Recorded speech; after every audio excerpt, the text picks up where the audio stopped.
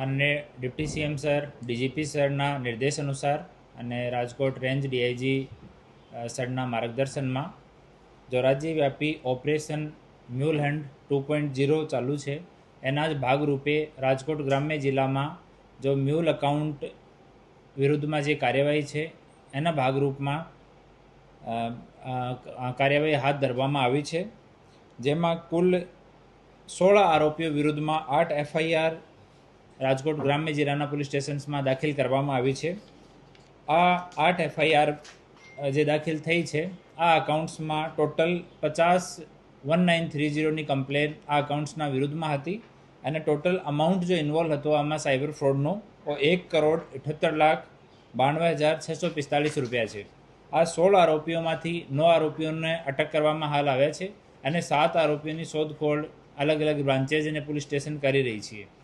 એ તમામ અકાઉન્ટ્સ જે છે એવા છે જો કિરાયા પર આપેલા અકાઉન્ટ હતા, સાયબર ફ્રોડ માટે યુઝ થઈ રહ્યા હતા અને બીજા સાયબર રિલેટેડ ગતિવિધિઓ માટે ઉપયોગ થઈ રહ્યા હતા.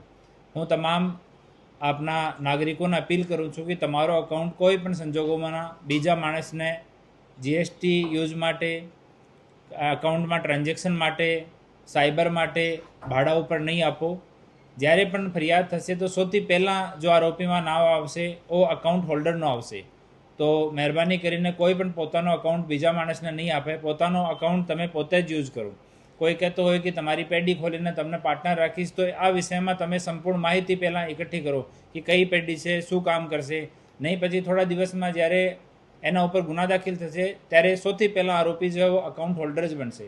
તો એની તમામ ચકાસણી તમામ આપણા નાગરિકો કરીને જ કોઈ બી ઓનલાઈન ટ્રાન્ઝેક્શન, અકાઉન્ટ ડિટેલ્સ છે એ તમામ શેર કરવી જોઈએ. સર, આરોપીઓ છે એમાં શું? એ લોકો પોતાનો અકાઉન્ટ બીજા લોકોને ભાડા ઉપર આપતા હતા. આમાં એક સુરતનો કનેક્શન પણ નીકળ્યો છે, ત્યાં પણ એક ટીમ રવાના કરી છે આરોપી પકડવા માટે અને પાછળની ટ્રાન્ઝેક્શન અમે ટ્રેક કરી રહ્યા છીએ કે એ ટ્રાન્ઝેક્શન ક્યાંથી આવી હતી. એની તપાસ સાયબર પોલીસ સ્ટેશનમાં અને અમારા તમામ પોલીસ સ્ટેશન્સમાં ચાલુ છે.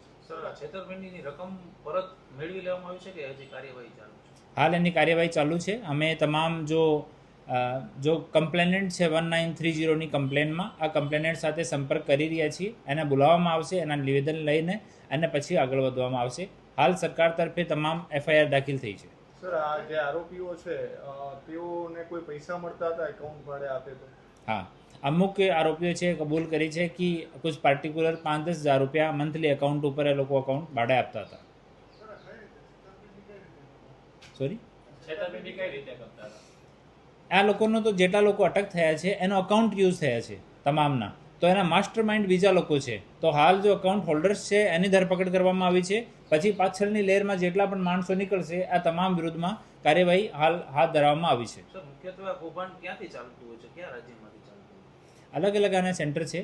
આ પાર્ટિક્યુલર જો આપના જેટલા એકાઉન્ટ છે એના વિષયમાં તપાસ ચાલુ છે. થોડો બેક ટ્રેક કરીએ ત્યારે ખબર પડશે કે કયા કયા સ્ટેટ, કયા કયા જિલ્લાથી કૌભાંડ આ લોકો કરી રહ્યા છીએ.